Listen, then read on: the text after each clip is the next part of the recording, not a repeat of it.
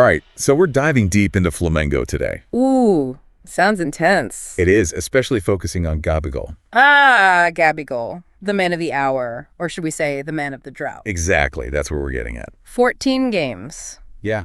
No goals. It's wild. There's a lot to unpack. We've got some great sources to help us understand what's going on, though.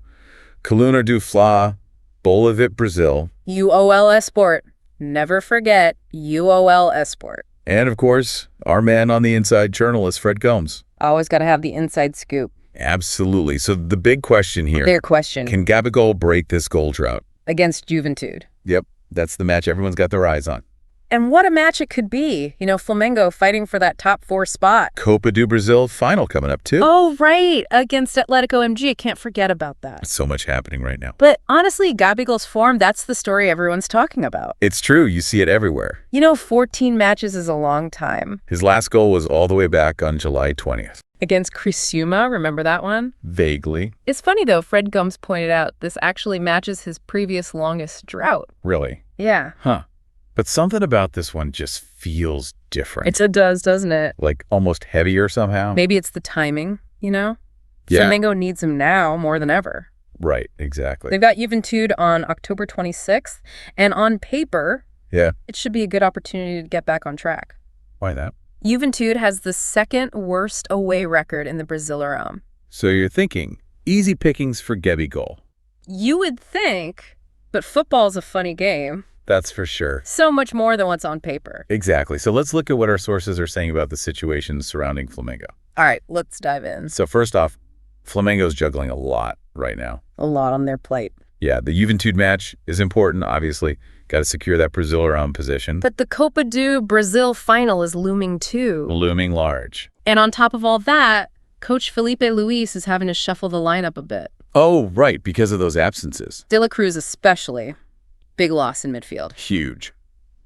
So yeah, lots of moving parts. It feels like there's this underlying tension, you know? Oh, absolutely. Flamengo needs Gabigol to find his form again, but the team itself isn't exactly firing on all cylinders either. It's like a vicious cycle. Right. Pressure everywhere. And then you add the transfer rumors into the mix. Oh, right. That's Journalist Venê Casagrande, he's reporting that Flamengo's in talks to acquire midfielder Marcos Antônio. from Lazio. Yeah, I saw that. Loan with a mandatory purchase option, potentially 3 million euros. Not a small investment, So they're looking to bolster the midfield.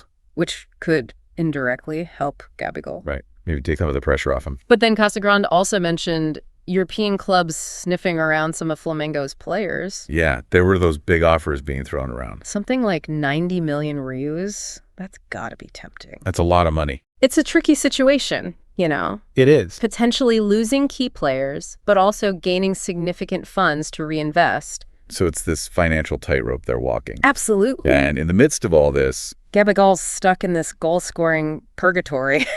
yeah, it's a good way to put it. Do you think all of this, the transfer news, the team's inconsistency, the pressure of the upcoming final, do you think it's contributing to his drought? It's going to be a factor. Well, It's like a pressure cooker situation, and Gabigol's right in the middle of it. poor guy. But to really understand what's at the root of this goal drought, we need to look deeper into his recent performances. Okay, so let's do that. Let's break it down. Yeah. You know, it's easy to just look at the numbers and say, okay, 14 games, no goals. But journalist Roberto Mallison, he brought up a good point. Oh, what's that? Gabigol has actually played more minutes during this drought. Than his previous one. Yeah. Interesting. So he's not scoring, Right. but he is consistently on the pitch. Okay, so it's not a lack of opportunity then. Ex- There's something else going on. There's gotta be. What could it be? I mean, is it tactical? Is it a mental thing? Probably a bit of both, you know? Yeah, probably. Let's start with the tactical side. All right, tactics. So remember, Gabigol started every game under Filipe Luís. Yeah. But under the previous coach, Tight, Oh, right, tight. he was mostly a reserve player. Really? Yeah, Fred Gomes really dug into the match data for this. He's dedicated. Oh, absolutely. And what he found was interesting. Yeah. Gabigol often only started when Tight was resting his main squad. Wow. So his playing time was way down under tight. Significantly. Huh. So you think he just didn't fit into Tight's system at all? It's possible. Like their styles just clashed? It happens, you know? I guess so. Every coach has their preferences. Certain players thrive under certain systems. Right, right. Sometimes it's just not a good fit. So maybe Gabigol is still adjusting to Filipe Luis's tactics. Could be. Maybe he's being asked to play a different role than he's used to. Exactly. And that could explain the lack of goals. Yeah, that makes sense. And that leads us to the psychological aspect. Okay, the mental game. Imagine the pressure. Oh, I can only imagine. You're Flamengo's star striker. Everyone expects you to score. The weight of the attack is on your shoulders. And then you add a new coach, new tactics, a team struggling for consistency. A looming cup final. It's a lot to handle. It's enough to make anyone crumble. And the longer this goal drought goes on, the more that pressure intensifies. Yeah, for sure. And for a player like Gabigol, who thrives on confidence and momentum, It can be crippling. absolutely crippling. You can see it in his body language, I think. You can, can't you? That hesitation in his shots. The frustration, Yeah. even when he's celebrating, or rather not celebrating. Right, it's like he's carrying this invisible weight. Exactly. But here's where this Juventude match gets interesting. Okay, tell me more. They have the second worst away record in the league, remember? Right. This could be the perfect opportunity for Gabigol to break free. Score a goal, Right. release all that It'll pressure. be like a therapy session, but on the football pitch. I like that analogy. But let's be real. Yeah, Breaking a goal drought isn't as simple as just facing a weaker opponent. true. There's more to it than that. It's about rediscovering that spark, that confidence Wait, that let's- makes him Gabigol the goal-scoring machine. And that's what makes this whole thing so fascinating. It really is. We're not just looking at a statistic here. We're trying to understand the whole picture. The tactics, the psychology, the pressure, All of it. it's all intertwined. Absolutely. And it's all affecting one of Brazil's most talented strikers. Ultimately, it comes down to this. What's that? Can Gabigol find his way back to the goal against Juventude? Can he silence the doubters? Regain his confidence? Lead Flamengo to victory? And maybe even more importantly, Yeah, can he rediscover the joy of playing the game? the joy that made him a fan favorite. That's the real question, isn't it? It is, because when Gabigol is playing with freedom and confidence. He's unstoppable.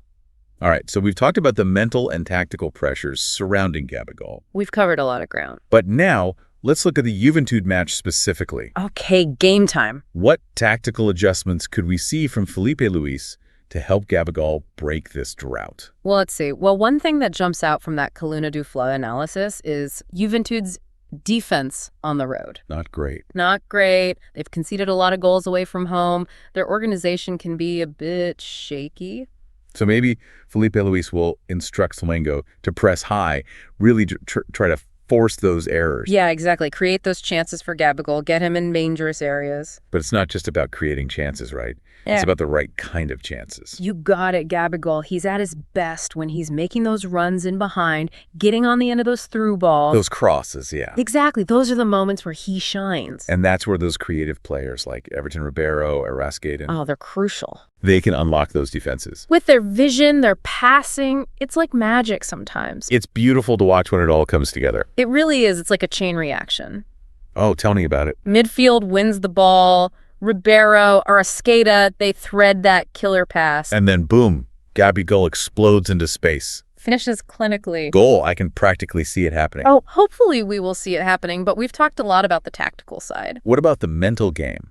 How Yeah. can Filipe Luís help Gabigol find that confidence again? Sometimes the best approach is simplicity, you know? Keep it simple. Put Gabigol in a position to succeed, give him clear instructions, and encourage him to just play his game. Trust his instincts. Exactly. Don't overthink it. Just let the goals flow naturally. And it's not just on the coach either, right?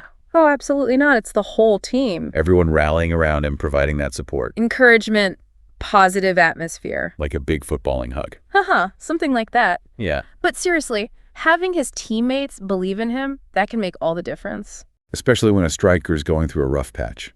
It's a reminder that even though goals are often attributed to individuals, football is a team sport. Couldn't have said it better myself. So this Juventude match, it's not just about Gabigol ending the drought. It's about the whole team, finding their rhythm, building that momentum. Maybe a goal, a good performance, could be the catalyst for a resurgence. For Gabigol, for the whole team, it's like a domino effect, you know? Yeah, one positive result can trigger a wave of confidence. Belief. Suddenly they're back to their winning ways. And that's what makes this sport so great. Unpredictable. Oh, twists and turns. Moments of brilliance, periods of frustration, it's all part of the journey. And it's those moments of triumph, those breakthroughs, that make it all worth it. For Flamengo fans, For Gabigol himself, there's no better stage than the Maracana to make that happen. We've analyzed the stats, we've talked tactics, psychology, but now it all comes down to what happens on the pitch. Exactly. Will Gabigol break his silence? Will Flamengo find their groove? Only time will tell. But one thing's for sure, this deep dive has given us a lot to think about. Absolute. So to our listener, as you watch this match, remember, every run, every pass, every shot, it tells a story. A story of individual talent, tactical battles, the collective pursuit of victory. Enjoy the game, and may your own deep dives into the world of football be just as insightful and rewarding. See you next time.